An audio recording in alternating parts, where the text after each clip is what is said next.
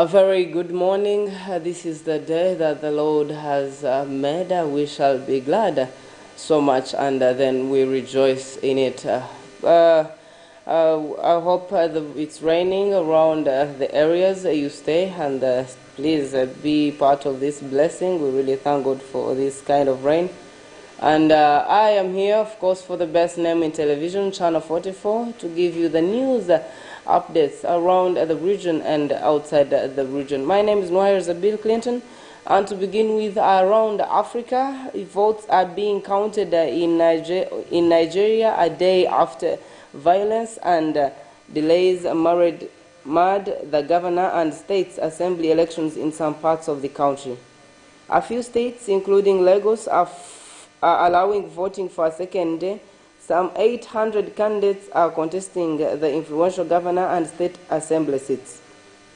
The poll comes 3 weeks after a continuous presidential election which the opposition alleged was rigged in favor of the winner Bola Tinubu and the former governor of Lagos, who was the ruling party candidate, won 37% of the vote, but Atiku Abubakar and Peter Obi, the second and third place candidates, vowed to go to court to challenge the result.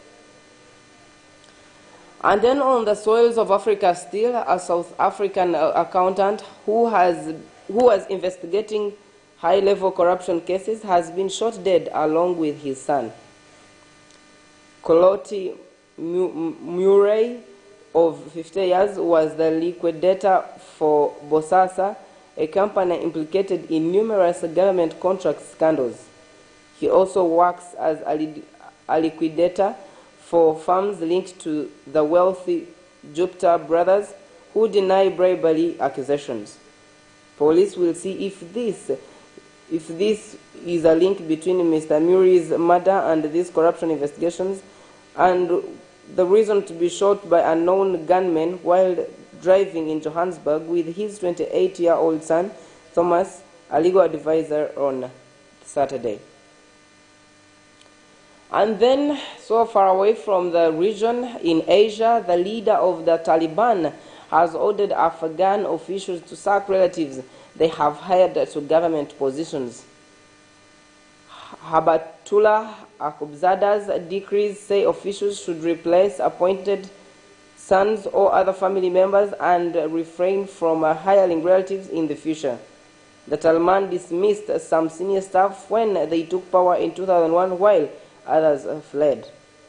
There have all been allegations that inexperienced staff have been hired based on their personal connections, and the Afghan Islamic press, based in the Peshawar, Pakistan, reported through that declared followed allegations that several senior Taliban officials had appointed their sons to the roles within the government. And then, of course, continuity between the US and Canada prosecuting Donald Trump would be a politically motivated move by his opponents, senior Republicans report. On Saturday, the former US president said his arrest could happen next week based on the press. But Democrats have said no one is above the law and accused Mr. Trump of recklessly stoking the political divisions.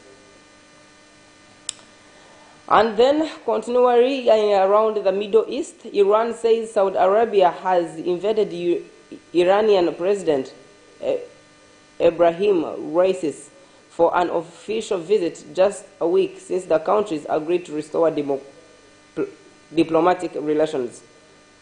The invitation is said to have come in a letter from King Salman, but has not yet been confirmed by the Saudis, and the Middle East recently history has been dominated by hostility between the two nations.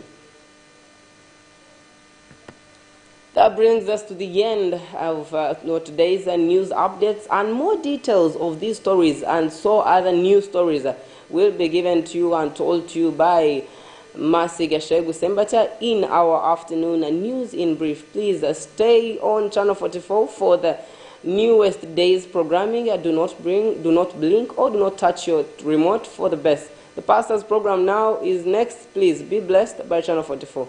I remain Nwahera Bill Clinton. Bye-bye for now.